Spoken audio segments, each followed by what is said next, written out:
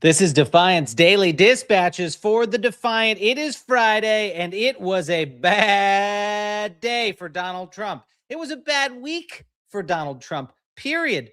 Full stop. Normally, we do the MAGA losses of the week on Friday. I'm just going to say the whole week was a loss for them. We're going to get into that today. And I want to bring in my Defiance.org co-founder, Xander Schultz, because Xander, as we were building the script for today's show and kind of listing the things to talk about, the punches just kept coming. And you saddled up on your horse and said, let's ride, baby. Trump's in danger. I may or may have not been watching Yellowstone shorts on YouTube all day. It got real into the theme. But I'm here now, saddled up, ready to ride and serve out these L's to the MAGA coalition and Donald Trump in particular. Let's do it. Serve out the L's, baby. It is Friday here on Defiance Daily. So not only are we going to go through the MAGA losses of the week, we're going to be awarding later in the program the Donald J. Trump Solemate Award, the person this week who most licked Donald Trump's boots. And this is a really special day because you get to vote for who wins the award. No more Miles and Xander and Mercedes deciding who the winner of the week is. You get to decide who wins the award this week. And then you get to go make sure they know on social media. You get to know, you get to make sure that they know that they won that award from defiance.org. So there's that. We also have with us today, Xander, a special guest. Our friend Wajahat Ali is going to be with us. And I can't think of a better day and a better program to have Waj on than this one. And then finally, if you're one of those people out there that's listening to this and saying, who the hell are these guys? Who do they think they are? Who's this cowboy and his friend? You can find out by going to defiance.org or following us on socials. Or if you care about protecting your democracy, whatever platform you're watching this on, hit the like button, hit the share button. If there's a subscribe button, hit that button too. It doesn't go to our bottom line. It goes to democracy's bottom line. That's what you need to do. Start spreading the word and spreading the defiance. So follow along. And if you feel inspired by fighting back, well, then join us on defiance.org. Lots to talk about today, my brother, because we usually spend half the show covering some new Trump overreach before we get to all the MAGA fails. But today, because those losses I talked about just kept coming, we're just going to go straight into it. We're going to go straight into it. But there is one little thing first. We need to start with some breaking news because Donald Trump suffered two major setbacks in court today. So we're going to go first to 6 ABC Philadelphia for one of those stories. A judge in Virginia ordered a temporary freeze on any payments coming from the Trump administration's anti-weaponization fund. U.S. District Judge Leonie Brickema announced the order today. She's considering arguments in a lawsuit brought by a former January 6th prosecutor to block the fund permanently. The order prohibits the administration from taking any further action in distributing funds. The Trump administration had planned to create a nearly $1.8 billion fund to compensate people who it says were wrongfully targeted by the Biden administration. Slush fund, frozen, cash for criminals, not a program that Congress authorized, not going to go forward, at least at the time being. That didn't even make it into our losses of the week list because it was such breaking news. And yet it's such a big loss. As they noted, Xander, while the fund has been hit with a growing list of lawsuits, today's ruling stems from a case brought by former January 6th prosecutor Andrew Floyd and a coalition of other plaintiffs who argue the fund is an unlawful political compensation program for Trump's allies. Does anyone think it's anything other than that? Floyd, by the way, was joined by Jonathan Caravello, a California professor who was acquitted after being prosecuted during protests over an immigration raid, as well as the city of New Haven, the National Abortion Federation, and the watchdog group Common Cause.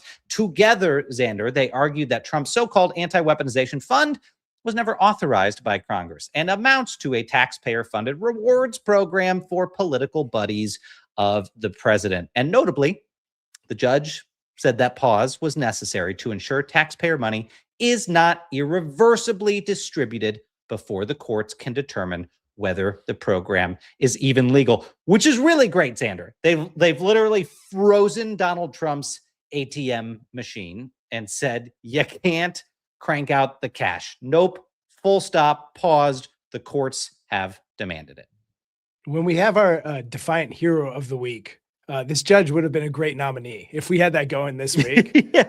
Killer ruling by this judge. Do you think the fact that they made the fund $1.776 billion undercut their argument that this was a legitimate fund? They essentially created a meme fund, probably undercut their argument. This would have been like just to transport people in a time machine back to the normal times in government. The first thing that would have come up in conversation in the room, once all the dumb and other illegal decisions had been made, folks would say, you know, don't you think we're going to get challenged that this is not legitimate on the fact that we concocted the number required to pull this forward?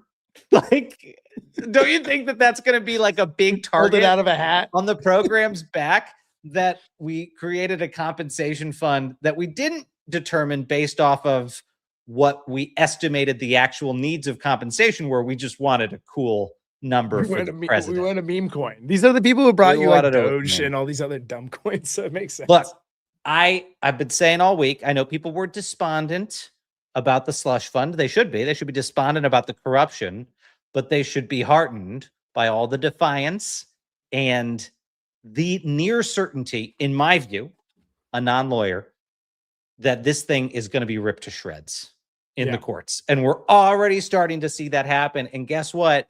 All of the lawsuits haven't still dropped yet. There's an avalanche of other lawsuits coming against this thing. It's going to be sued to high hell.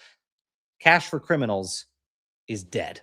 Look, I'm going to make that prediction right now. Cash for Criminals is dead. But Xander, that's not the only breaking story that didn't even make it into our losses of the week list because it happened so recently. And that second loss that didn't even make it into the list, but now effectively came from a place we've spent a lot of time talking about this year, and that is the Kennedy Center, a place where Defiance.org co-sponsored a protest in response to Donald Trump slapping his name on the building and trying to take over America's creative arts hub in the nation's capital. And Xander, you'll remember this one. A while back, we actually made an entire video imagining the day Donald Trump's name would finally come off the Kennedy Center after he left office. We even launched a campaign around it called Undo Trump. Well, it turns out that day may have arrived a little sooner than any of us expected, because today a federal judge ruled that Donald Trump's hand-picked board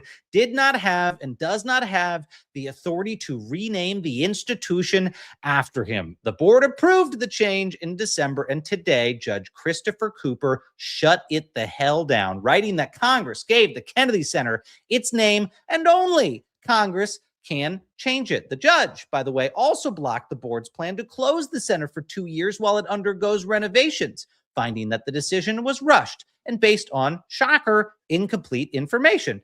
And before we move on, one quick update on that story, which is our friends at Democracy Defenders Fund, friends that Defiance.org members have funded and supported, were the ones behind that lawsuit. Big Let's round go, of applause, Norm. Defiance.org. Yeah.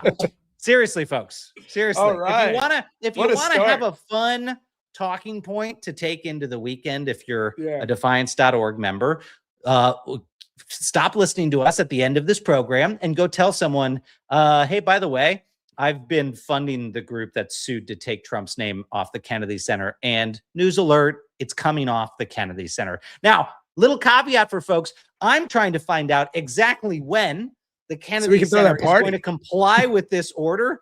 I don't think they're going to announce it and give us enough time for a party. I bet it comes down in the middle of the night, Xander, but I'm really hoping I get a little bit of advance notice so I can get in the car and get over there and live stream it. I doubt that'll happen. But look, if you end up seeing any information out there, folks, please hit us up and let us know, because we would like to be there for the removal of his name. Pretty if cool, you're right, really Xander? dedicated to the cause, Miles, you could moonlight as like a worker at one of these companies that are going to be hired to take it down. There's a whole kind of black hat version where you do take it down. We just need you moonlighting as a construction worker around the Kennedy Center, and maybe we can. That's get right. it done. That's right. That's right. That's exactly. Okay, so bonus loss of the week that didn't even, again, another one, a third one that didn't make it into our list because there was so much breaking news today, which is another story we've been following closely. You will remember that Hennepin County Attorney Mary Moriarty joined us earlier this month after bringing charges against ICE agent Christian Castro in the Minneapolis shooting case. Today, Castro was arrested in Texas. Now, you'll remember this was the case where video evidence appeared to contradict the government's original account of what happened, leading prosecutors to charge Castro with assault and falsely reporting a crime. Well, it looks like we have an FAFO moment on our hands, Xander, because he has been arrested. Okay, I just have to say, because I'm realizing this as I say it, because there's been so much news today, folks. All three of these losses that I've just mentioned, Defiance.org has been involved in facilitating. The freeze on the slush fund, the name off the Kennedy Center, and finally, the charges against this individual. Let me just go through those quickly in order, because last Thursday, Defiance.org members gave Democracy Defenders Fund a grant for their efforts to try to stop Donald Trump's slush fund. They've already been working their butts off out there publicly to stop this. Now, they weren't the ones that brought this case, but they've been instrumental in helping cases like this move forward, right? All right. Oh, and Miles, on that, we also funded the Committee for the First Amendment, which did a huge activation in front of the Kennedy Center to bring attention to what was going on. That's right. That was like a month and a half ago. Boom. Win there, Defiance.org members. You helped pause the slush fund. You helped take Trump's name off the Kennedy Center. And this third one, if you've been living under a rock and you don't know, Mary Moriarty, the prosecutor in Minneapolis who brought charges against this agent who was part of Donald Trump's crackdown. Well, guess what?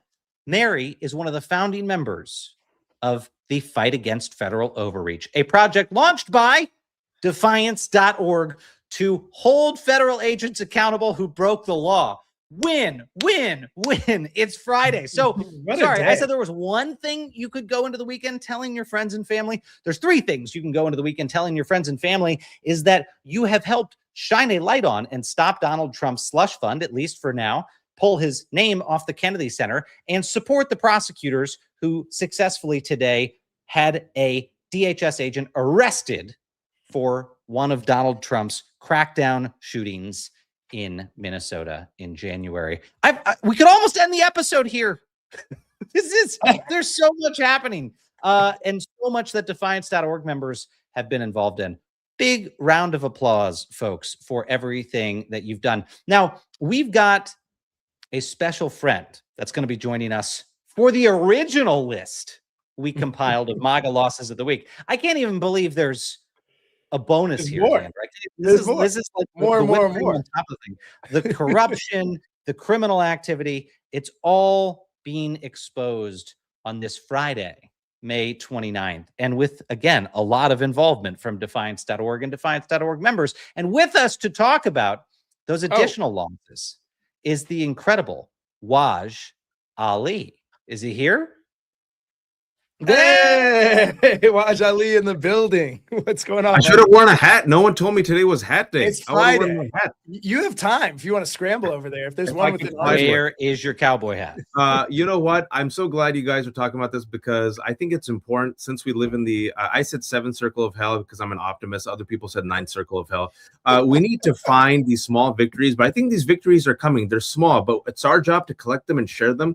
These losses are stacking up, man. The fact that the judge today said, hey, your terrorist slush fund, nah. The fact that South Carolina Republicans who are kind of racist, but like, yo, this gerrymandering is so racist. It's a little too racist for me. Nah. The fact that a federal court said, you know, that hella racist Alabama map, Nah, you're gonna have to fight for it. The fact that I don't know if you saw the Huffington Post came out a couple hours ago. It's so disgusting, so pathetic. It's so shameful. The Pentagon is trying to find troops to sit in the live audience of this White House UFC spectacle for Donald Trump's birthday. So they're so pathetic that they're like, please, bro, do it. And like, I don't know. And then did you see like this is the best. That poster came out of all the 80s and 90s hip hop stars, and all of them were like, bro, I'm not doing it. So Young MC, X. And so every day there's more X's. And I think the only two people that are left are Vanilla Ice and that one dude from CNC Music Factory, C. So Vanilla Ice and C are the only ones left. I don't want to go to that concert though. You know, even Flo Rida's like, nah, dog, no apple bottom jeans at the White House. What's wild about this? First of all, Waj, you scooped us completely. That's like a bunch of our losses we're going to talk about, which is great. Oh, my bad. Sorry. No, you're not. We're going to dig into all of them. And just as you were coming on, we were talking about the slush fund pause. We were talking about the name coming off the Kennedy Center. We were talking about Hennepin County holding these folks accountable. All three of those cases, Waj, I don't know if you were in the green room yet, that I like, as I was saying it, I realized, and I could see on Xander's face, those are all three areas where Defiance.org members have literally gone and spent money to make those things happen. It's like, it's a huge victory day for folks in the Defiance community. But then you were going through some of the others on the list there, and it's a big week. I mean, that was the top of my head. That was just the top of my head. Like the most embarrassing ones. There's like a lot of just culturally, I don't know if they're like massively systemically impactful to your point, Watch, but some of these are just so fucking embarrassing. But I feel like the cultural ones are important. I was just talking to Francesca, and I think this is an important point, right? Because you see them look at this week, folks. What was the old MAGA trick? We'll deflect with the culture war, right? Breitbart said it. He goes, politics is downstream from culture. So MAGA capitalized on it with these young bros, the podcast, UFC, comedy, roasts, right? And they were very successful. And so you see, I saw it 2 weeks ago, the desperation. Elon Musk, he's like, did you see there's a Black Helen of Troy? There's a Black Helen of Troy. Let's get angry about Black Helen of Troy in the new Christopher Nolan Odyssey movie, Black Helen of Troy. And people are like, bro, I can't afford my grocery. I don't give a shit about a Black Helen of Troy. Black Helen of Troy. And then you saw this week, they're like, Talarico is a gay vegan and he's a transgender. People are like, I can't afford vegetables. He's like, he's a transgender vegan. He's transgender. People are like, bro, transgender. What are you doing, Stephen Miller? Yeah, they aren't. Like, shut up, you ugly fuck. Like, Miles, it's not working. I mean, that's what's so interesting. The shit is not working anymore because his own base, that bro base. I don't know if you saw that. Another loss. Harry Anton said, young men under 30. Do you know how much he's lost? He dropped 66 points negative. So it's like he's in the negative 49 if I'm doing the math. So he's dropped 66 points with these young bros who are like, we could say the R word. We could say boobs. Let's make fun of transgender people. So they're like this old vaudeville act that has nothing left, that is performing that same routine in Las Vegas.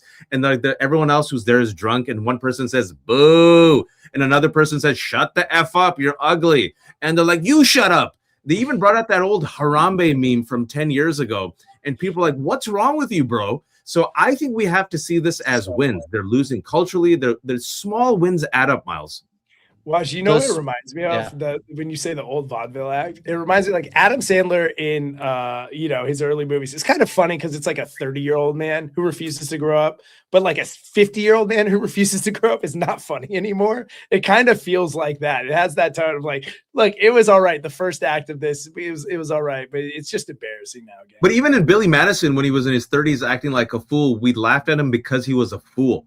Yeah.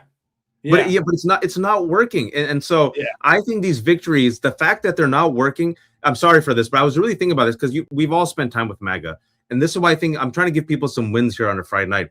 The same old tricks aren't working. With Talarico, they got nothing. Transgender, vegan, shit's not working. Elon Musk tried to make the Odyssey into a thing, not working. And people instead are like, even the UFC thing, it's not working. People are like, why the F is my money going to build this friggin' monstrosity in the people's house And this mother effer is then right next to it is building $1 billion bunker and now making a 250-foot arch. Now when he wants to put his a face on a $250 bill, I don't even have $2.50 in my wallet.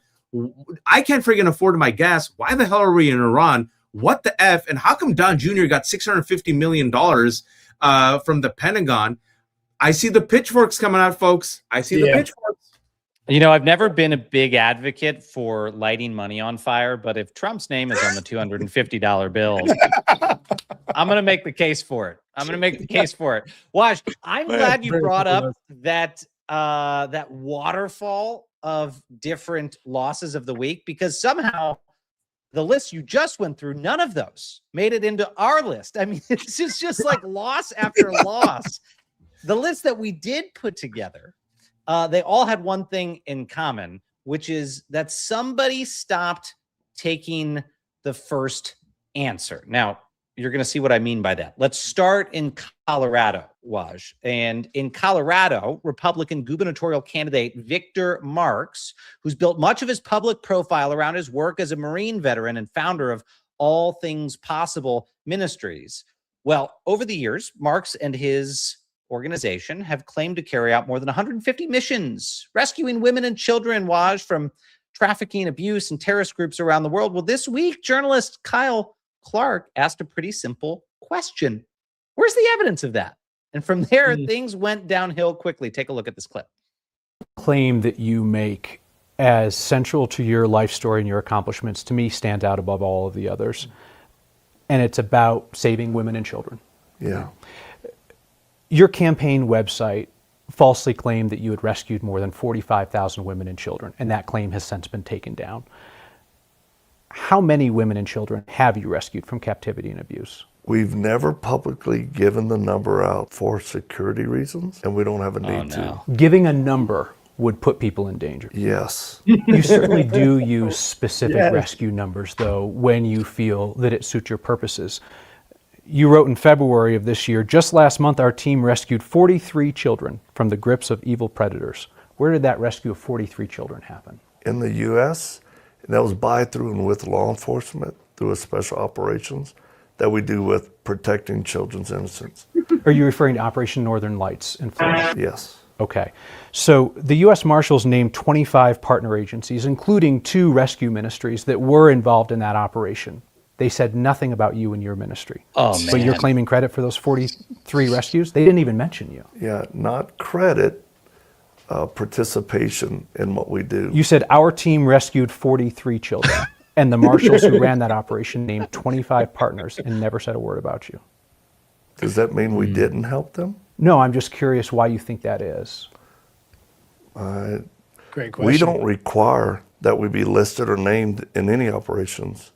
Sometimes they do, sometimes they don't. I want to talk about some of the specifics of what you will share about your rescues. You said that you've performed more than 130 missions to rescue women and children from terror and abuse. Your organization says that you've saved women and children from 30 nations. 30 nations, that's a lot of countries. Could you list off a bunch of those for me? Start with the first. Yes, sir. What did I say? You said that it's in 2024. You said that you've performed more than 130, quote, missions to rescue women and children from terror and abuse. Is what you said factually true, that you have performed more than 130 missions to rescue women and children from terror and abuse? Where do you cite that? You said that on X on August 12th of 2024. This guy came That's so not something prepared. I believe I would ever say. Your full quote was, I wrote this book, Dangerous Gentlemen, Yes. after 130 plus missions to rescue women and children from terror and abuse. I gotta tell you, in the age of social media, Waj, the excuse, and Tucker Carlson just did this the other week, I never said that, is one of the worst fallbacks of all time. One of the worst fallbacks. Everything's documented. It's like, do you believe your lying eyes or do you believe me? It wasn't me. I didn't do it. Like, I literally see you in bed with another woman. It's not me. You're wrong. What are you talking about? The Shaggy Doctrine, as they call it. Body double. It's a Shaggy clone. It's a clone. This is wild. This gentleman is running for governor of Colorado, and I think he just got torched. I mean, It's tough to add hyperbole onto what that journalist just did. That was, and as you know this, sometimes the act of good journalism back in the day was you give them enough, this was a saying, folks, figuratively, you give them enough rope to hang themselves with. Yes. So you do kind of leading questions and then the answer, you do a little bit of a follow-up, the answer, and that was a perfect example of the journalist giving the individual enough rope to just stand up on the stool, take the rope, put it around, and then just destroy figuratively his political career. In a perfect world, that should be the end of it, because he had no justification. He couldn't even lie properly. You could just tell internally he was crapping. He was crapping inside himself, if that was possible. We just saw that happen in real time. I gotta say, different than the digestive process, crapping inside yourself. He got inverted. Okay, it's fine. It is so fitting that so many of these MAGA folks have gone from claiming to be defenders of women and children to becoming pedo protectors. Honestly, Paxton. Paxton. Exactly. Ken Paxton in Texas. I think it was proposed yesterday by our friend JoJo from Jurors. I think she said the Tallarico campaign should just nickname him Pedo Protector Paxton, and that should be the whole thing. That should be the whole thing. They don't need to do anything else besides a campaign slogan. You're going to vote for a Pedo Protector?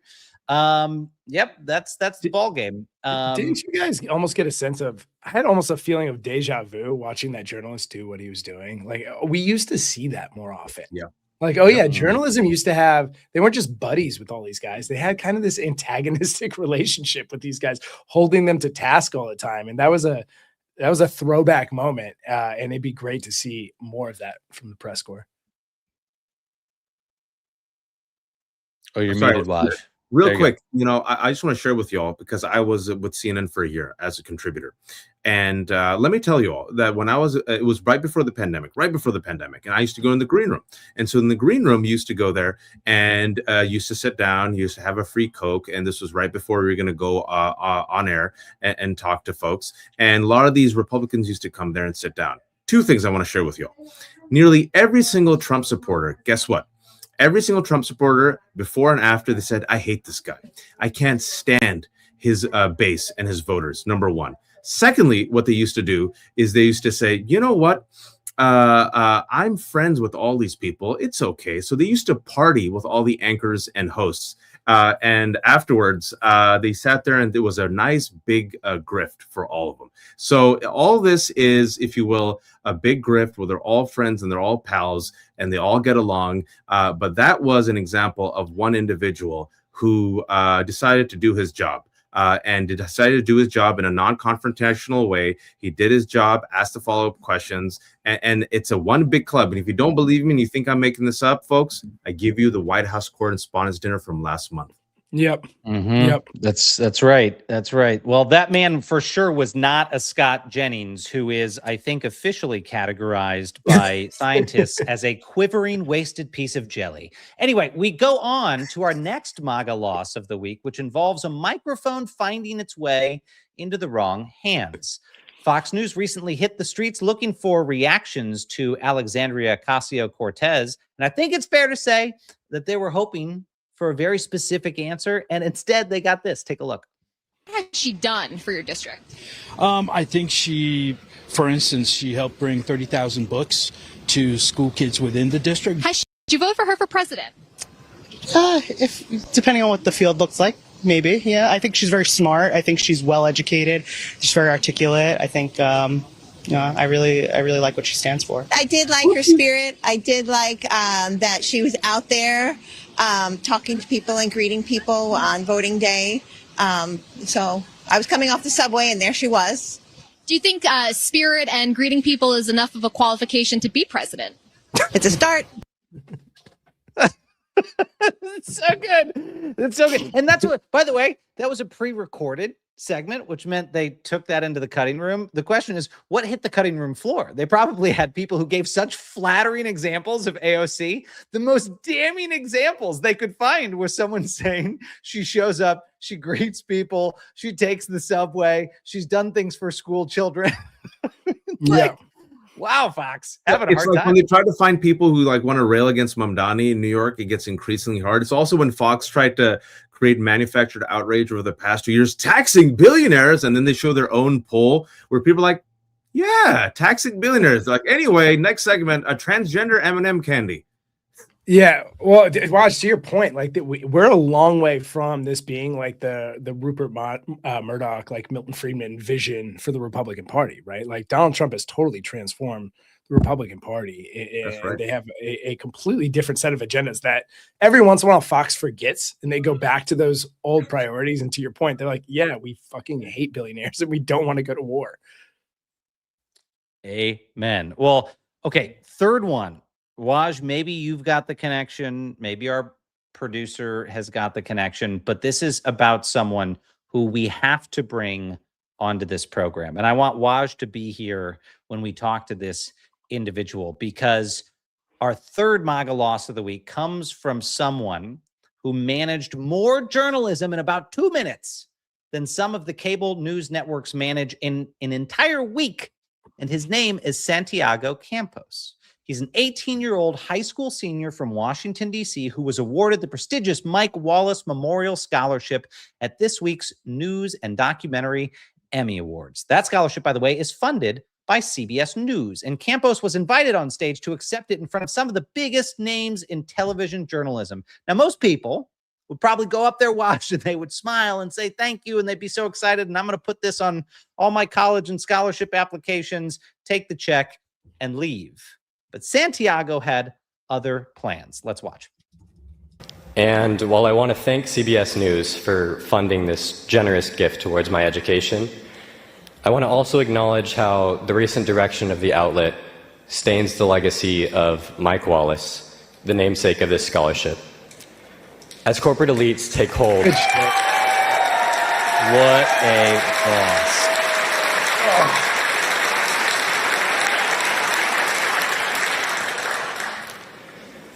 As corporate elites take hold over the very pipes through which our information flows, journalism that serves the people becomes increasingly harder to come by, yet ever more crucial.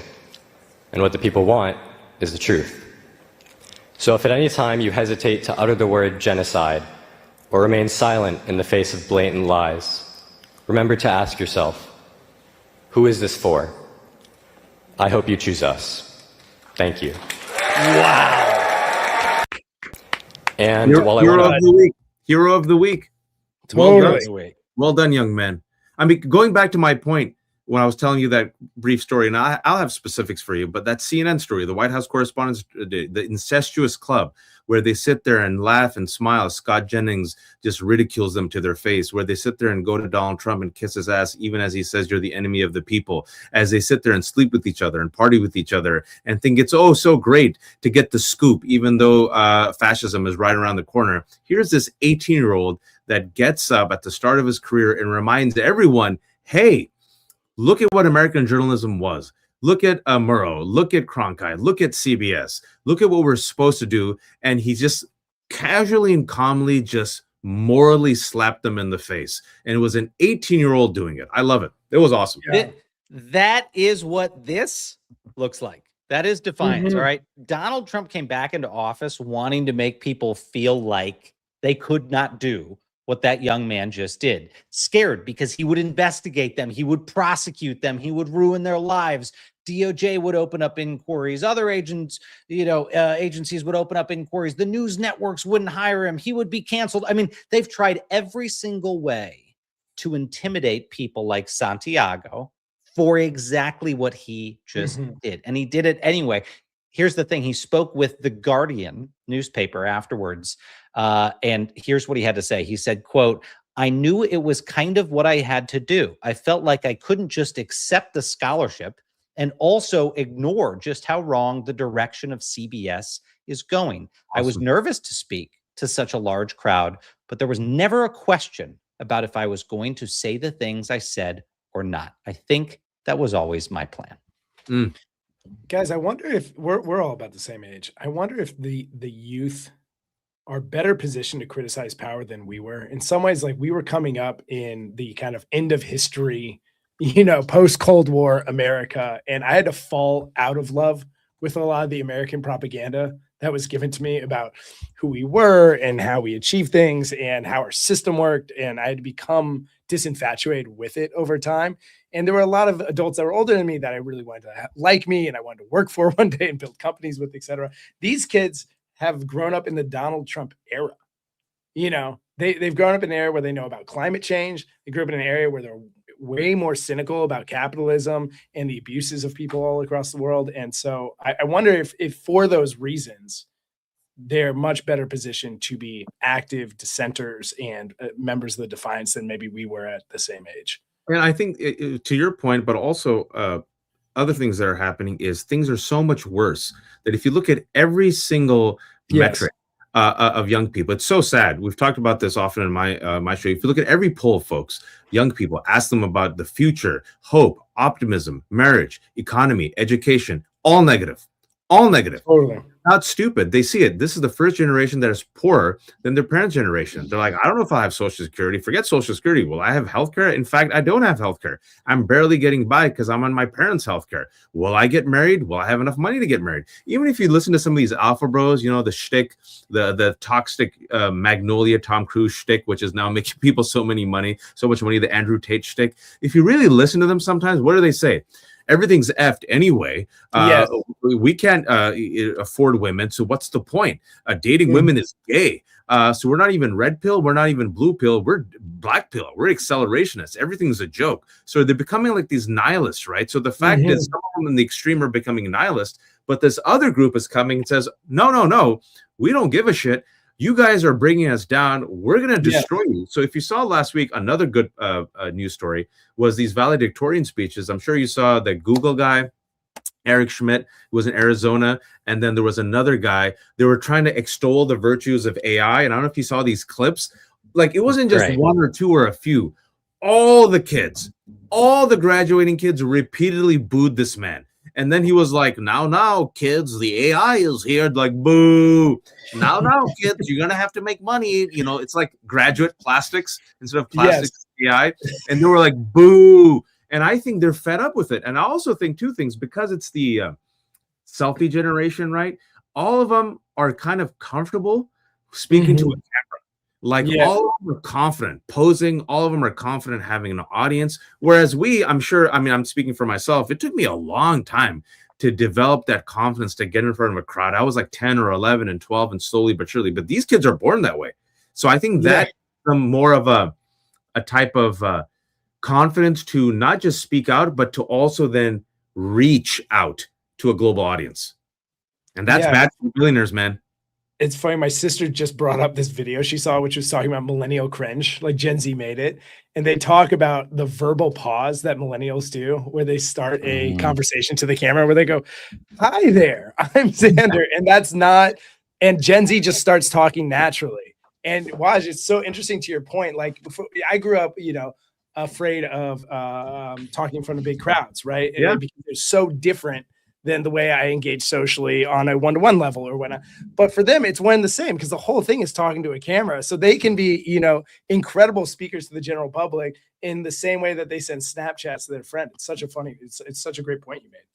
But they're not taking it. Miles, that's the thing I want to say is that they're sick and tired. If you think young people will take it, y'all aren't paying attention. And this is where I think there's a failure real quick of the establishment across all the sides. Because the establishment is saying, remember like 10 years ago, the establishment saying, trust capitalism. If you listen to young people, they're like, why? Screwed me. What else you got?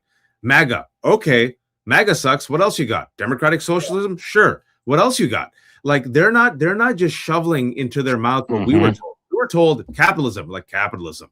Go to church, go to mosque. Yes. America is the greatest. America is the greatest. American dream. Yes. And we were able to kind of see that type of exceptionalism. These kids don't see any of that exceptionalism. They just see shit. What's great about that? I mean, it sounds kind of dark when you put it that way, but what's so great about that is it forces that generation, like other great generations, to reinterrogate first principles. They have to literally go find them for themselves again, recommit to them, and preserve them on their own. Because the people, their forebears, most immediately, have wrecked it. They've taken a wrecking ball to it. So they got to go find it again, and they got to fix it. And that leads to frankly, a much deeper affinity for the thing that you've built, the thing that you're protecting, the democracy itself. And so in a bleak way, it's actually pretty special that this generation gets the privilege to rediscover what America is and should be and defend it. To that end, Waj, because now we're going to talk about the villains. I want to ask, do you have time to stay with us for the villains here? You do? I got 15 minutes if you want me. Perfect. That's when we got to end. Otherwise, our producer and my wife both blow me up at the same time. When do you want to share the ability to vote? At the beginning or the end of this?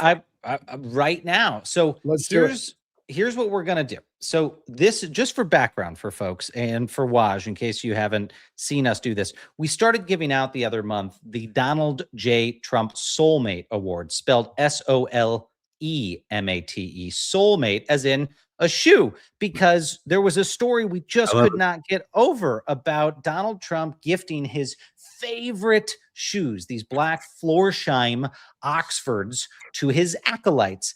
And they felt so pressured to wear them that even when they didn't fit, according to Wall Street Journal reporting, cabinet officials, White House aides were wearing these shoes around. There was even a picture of Marco Rubio walking around in floppy clown-sized shoes on Capitol Hill that appeared to be Florsheim shoes given to him by Donald Trump. No better image I've seen than the one where his cabinet members are sitting next to him, all wearing the same shoes. It just epitomized these lackeys under Donald Trump, these supplicants, these individuals who have become his stormtroopers in advancing his wannabe dictatorship. So, Waj, we started to give out this award to people who we think have not received a pair of these shoes, but are desperate to audition for them. The first awardee was Scott Jennings from CNN, who we talked about earlier. We sent him a pair of shoes. Unfortunately, he sent those shoes back. And so we've stopped sending the shoes to the winners, Waj, because they don't seem to enjoy them. And they seem upset to be called out for being bootlickers. And so instead, we've encouraged our audience just to go let folks know, not be mean, not harass, not dox. Go let them know joyfully in their comments that they won this week's Donald J. Trump Solemate Award. And we have a nice little picture of them in a pair of shoes. So here's the thing. Today, we're going to let the folks who are watching decide who the winner should be. And to help us do that, we have created a live poll on solemate.vote. So you can type this in on your browsers. Waj and Xander, if you guys are able to, take a look, pull it up, SOLEMATE.vote. We can paste that into the chat, which our producer will put the link of into the chat if she hasn't already. And then you can click it. And as we're going through each of these nominees, you can follow along and decide who you want. I already made my vote because I had it in my head and you guys had them. I made my vote within like less than 2 seconds. Well, we're going to go through the nominees first, but some of you may even just see the pictures and decide, based on the stories. So cast your vote there as we go along. Our first nominee is Senator Jim Banks. Banks was asked about a proposal floated by the administration to block international flights from landing in so-called sanctuary cities. Now, some politicians might hear that idea and wonder whether it makes any damn sense at all. But Jim Banks heard it and said, punishing cities that are merely protecting people who are here in this country, sign me up, even as the hosts stared at him blankly. Take a listen. Enforcement isn't able to do their job because they said, quote, they don't have the resources. Well, we have to prioritize our resources as well. Do you support that idea? I think it's a great idea. I mean, you think about blocking international flights into sanctuary cities that are harboring illegal immigrants, many of them who are violent criminals. Send those international flights to red state cities that aren't sanctuary cities, and the country will be safer and better off for it. I think Secretary Mullen is onto something here. This is a good idea to punish those cities that are opposed to cracking down on illegal immigrants and restoring law and order. I like this idea. Okay. Senator, thanks for being with us I gotta today. say one thing that. Thank you. Look at the silence. Anybody who doesn't have to go through Newark or JFK or all of the airports around us might like that idea. I think it's not going to go over too well with most of the residents in those states. Indeed. Let me get you this break. So even the hosts aren't on board with that, Waj, but I have to say what's hilarious about this is Senator Jim Banks is from where I'm from. He is from Indiana. And I can tell you right now, if they shut down O'Hare in Midway in Chicago, that's where Hoosiers fly out of. They don't fly out of Indianapolis Airport. They fly out of Chicago. It's going to it will punish his state harder than like even parts of Illinois. Indiana will get its ass kicked by that. What a great representative for the state of Indiana. His brain short-circuiting in real time. You saw like him trying to be a man, but then the gimp comes out and like the gimp then takes over, right? And then he voluntarily puts on the mask with the apple and then exposes his bare ass to Donald Trump. And Donald Trump's like, I don't want to do that. He goes, hit me, please. He goes, stop it. Just stop it. Get up. He goes, no, I'm on all fours. That's gross. You saw that. You saw it in real time, right? He's like, oh, what am I saying? I'm saying stupidity. I don't believe any of this, but President Trump said it. So yes, I guess I will agree with this, even though it'll be disastrous and terrible for everyone. The gimps. Unbelievable. When you first used the word gimp, I was like, I wonder what kind of gimp he's referencing. And then you kept going. It's that. Bring out the gimp. Gimp sleep. Guess you just got to wake him up. And then Jim Banks comes out. I have followed Jim Banks' career for a long time since he was in the House of Representatives, and he's the type of guy that always tried to portray himself as independent-minded and an independent thinker and not beholden. I mean, he has completely chained himself like a dog to Donald Trump, just following him around. He could not possibly have imagined going on Fox News and saying, I think it sounds a little bit psychotic that DHS is talking about shutting down airports. This would be the logical equivalent of me saying, well, we don't like the policies somewhere like Texas. Why don't we blow up all the highways into Texas? Right? This is crazy. That's a By the way, gang, sanctuary city list: New York City, Los Angeles, Chicago, Philadelphia, San Francisco, Seattle. It's basically all the biggest cities in America on both coasts. So I don't know where everyone's flying into Miami. Maybe I don't know. It's down 20% of the United States. We should just end it. We should just say we've officially decided no more tourists here, and we're going to take a huge L economically. But exactly, that's the point I was going to, Maz. The reason why this will never happen is at the end of the day, the religion of America is capitalism. In God we trust. And these hubs, if they shut it down, do you think the billionaires will allow these hubs, these economic engines to shut down where all these people come and then travel to America and then, they come here and they vacation and they travel and they have properties there? No. Like you shut down these hubs. Are you kidding me? It's over. Like, look at the disastrous effect it'll have on just internally in America when it comes to our economy. So no, it's never going to happen, which is what he should have said. This is terrible. This is stupid. We shouldn't punish millions of people just because of the sins of the few. And this will be terrible for the American economy and also terrible for our allies and for tourism and for foreign business. So no, I would like for him to reconsider. But the gimp's going to gimp.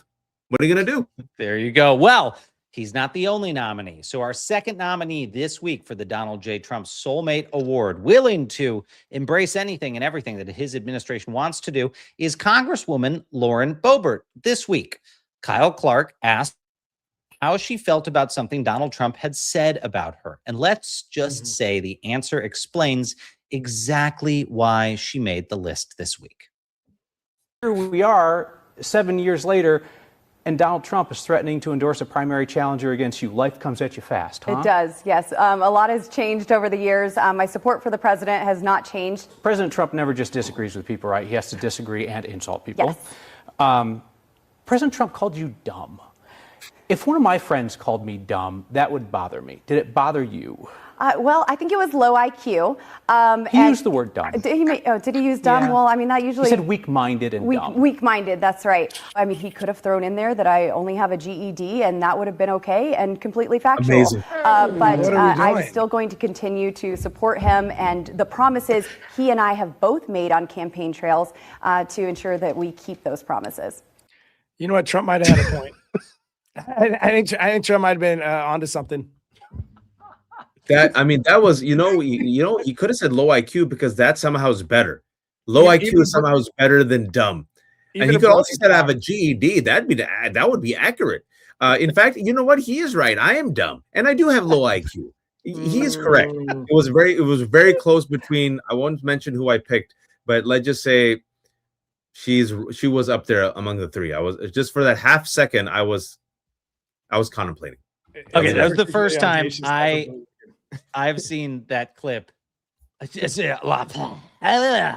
even talk. You can't even editorialize about that. She did exactly what you just said. Wow. The only step further she could have gone is, oh my God, I love him so much. He's right. I'm so dumb. I'm such an idiot. I'm as dumb as he wants me to be, and I'll be even dumber for him if he needs me to be. I mean, what a crazy ass thing to do that she just did. That is, and I'm not judging anyone, but that's someone's fetish, right? The sub, the dom, they want the dom to pee on them and poo on them and mock them and ridicule them and tell them how they're dirty and gross and disgusting. Who am I to judge? That's the fetish of the Republican Party. You think I'm wrong, folks? These are amazing clips. I've been saying it. They're all subs, especially the men. They're cucks. That's what they're into. They love to put the red ball in their mouth and get on all fours and say, "Paddle me harder, daddy," which is, I'm not judging. I'm not judging. This is why you're the best Friday guest ever. Deep into this metaphor. Okay, but we can't bias the voting here because we have a third nominee for the award, and that is the Treasury Secretary himself, who I will say it's possible he's got a pair of the shoes. Although, Scott Bessent, I think, has very expensive shoes. And I just want to note that Wall Street Journal article from earlier this year said one of the cabinet members who was granted these shoes by Donald Trump was very upset because he had to take his $1,000 shoes and put them on the shelf and wear these crappy Donald Trump shoes.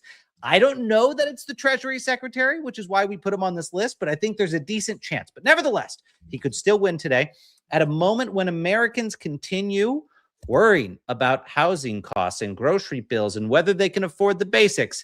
Our Treasury Secretary was asked about the administration's priorities, and his answer: let's put the face of the man responsible for all of this mess on the $250 bill, because apparently there's always time for branding. Let's take a look at what he had to say.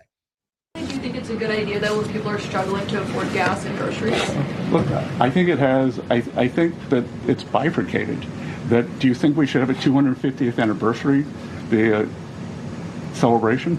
Well, that's happening anyway. But putting the president's face on a $250 bill is a choice. But Kayla, it's not happening anyway. It's happening because it's being funded by private citizens, by the federal government, by state governments, by municipal governments to celebrate our country. And I don't think that there's anything untoward about having the President of the United States, the person who was President of the United States, on the 250th anniversary bill. Look, I mean, I know people are poor, but paddled by Donald Trump. I bring the paddle of Donald Trump and I'd say, which paddle do you want, Donald Trump? And I'd say, please get not just one buttock, but two buttocks. Would you like me to jump for you, Donald Trump? I say, perfectly. No, fine. Well, that's a problem. No, why not? I personally want to replace all my dollar bills with Donald Trump's $250 bills. And I think every child in America should have a $250 bill, but I'm not going to give it to them. I'll just take it from them. That's just me. I'm Scott Bessent. Well, you should run as a Republican just in this character and see how it goes. I think you might go really well. I think you might win. You could win U.S. Senate race in Texas with that whole affect. The psychology, the face that he makes. He missed the photo. Then he takes the photo of the $250 bill, this obscenity, and he just preens with the photo like, look at this. This is amazing. This desecration, sorry, that's my take on Bessent. Just disgusting. These people have gone above and beyond to humiliate themselves. I mean, I thought it was bad. The very first cabinet meeting in the first administration, I'll never forget having a conversation with John Kelly, who was then DHS secretary and my boss, when he came back from that cabinet meeting. And I was he could tell what I didn't say anything. My mouth was wide open. It was like, it was unbelievable because the whole meeting, people just went around and praised him and praised him and praised him and praised him. And the only two people who didn't just drool over Donald Trump were John Kelly and Jim Mattis, who talked about their workforce. Everyone else said, oh, I'm here and I'm so grateful for you, Mr. President. They said, I'm grateful to represent the men and women of our departments. And that is not what those two men did. Now it is just a race into Donald Trump's shoes. They're all trying to fit their tongues in between his socks and the edge of his shoes just to have them in there. It's remarkable. So I think this is actually a very tough race this week. I think this is a tough one. You see, you're so much nicer. You say the shoes. I say they're all crammed into his anus. Don't. He went there. That's a different graphic. That's good. If we start that award, it's going to be a different graphic. You know, they're crawling down. You know, they're digging down to find crypto. All they find is cankles. They dig up to find gold. They just find fissures. It's Friday. F them all. Xander, I will never forget that. That's a different graphic. Maybe the last week we ever do this, it'll be that graphic. All right, let's find out in a second here. But just before I announce the winner, as the results are in, Waj, are you willing to tell us who got your vote this week, or you want to keep that? You want to keep it private vote? That's okay. We do secret ballot. I'll say it because I'm with the people, and the people are with me, folks. I should run for office. I see the final standings. 77.5% of Americans voted with me. I don't see the standings because I don't have it open. Who won? Oh, Scott Bessent. Secretary Scott Bessent. Whoa! All right, Scott. Let's see. Here we go. Donald J. Trump's Solemate Award winner is the Treasury Secretary. You know, if he did receive an actual physical copy of those shoes, now he gets the rest of America celebrating the award of the virtual copy, because here is what we encourage you to do, friends. You can go to the website, solemate.vote, if you weren't there already, and take a screenshot. Or you can just take a screenshot of this right now. And we encourage you to go share the good news. I said, don't be harassing and doxing and mean. Go share the good news that he won the award this week. You can go post that on his socials, in his comments, on the Treasury Department's public page. Let's celebrate America's Treasury Secretary for doing literally anything the President of the United States wants him to do. Congratulations, Scott. You've told career and reputation in front of the nation. He's one of these reeks who's so disgusting that if you actually sent him the shoe, he'd keep the shoe. Yeah, he might. Guys, what are the chances that Scott Bessent saw that we were dealing with inflation and he wanted to take some money out of the money supply, and so he decided to launch a currency where people might in fact burn it? Miles, as you suggested, might be a galaxy brain move by Bessent. Yeah, that's right. Well, look, I'll say this as we round out the program here. There are a lot of profiles in courage in American history, and those are instructive. They teach you how to be. But this administration, as bleak as it's been, has given us, and I only say this half facetiously, has given us some of the most remarkable profiles in cowardice that future generations will look at and say, that's not what I want to be. Because you can say the Nazi takeover of Germany was catastrophic for the world, but it also reminded the world what evil looks like. This administration has reminded Americans and the world what corruption looks like, what supplication looks like, what the abdication of American values looks like. And we are going to use these people as examples in eternum for what not to be. Waj, thank you so much for joining us for Defiance Daily on this Friday. That was fun, man. Thank you so much, guys. Thank you for inviting me. I think humor is necessary for catharsis, for levity, but also as a weapon to mock and disrobe these emperors who have no clothes. And there's a reason why in the past where Putin, he came in and he not only just shut down the satirical show, he shut down the entire TV station. Mussolini, tough guy, imprisoned people who used to make fun of him. Donald Trump, he got rid of Stephen Colbert and wants to get rid of Kimmel. So I think we have to mock them, shame them, ridicule them. And the last thing I'll say is, even though they've decided to be gimps and reeks, you get one life. And I think the fight against fascism is an honorable and good fight. And you ask yourself, well, why should I do this? How do you want to be remembered? How do you want to be remembered by your children? How do you want your life to echo through the universe? And do you want to go out as a reek and a gimp, or do you want to go out as a person who did their part to fight for this country and fight for this democracy? I know how I want to go out, so that's my last 2 cents. Have a good Amen, weekend. my friend. you, I brother. see the Millennium Falcon behind you, and I officially christen you the Han Solo of the pro-democracy movement. Thank you, Wajahat Ali. Thank you, And Xander yes, I Schultz. shot first. I did shoot first. Thank you, Defiance.org members. We'll see you on Monday. As we always say, stay loud, stay brave, and stay together. See ya.